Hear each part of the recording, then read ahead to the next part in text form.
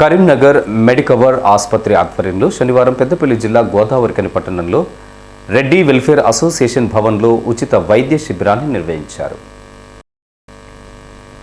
ఈ శిబిరంలో 150 మందికి ఆసుపత్రి general physician doctor Nagaraju, doctor Prakash వైద్య పరీక్షలు చేశారు.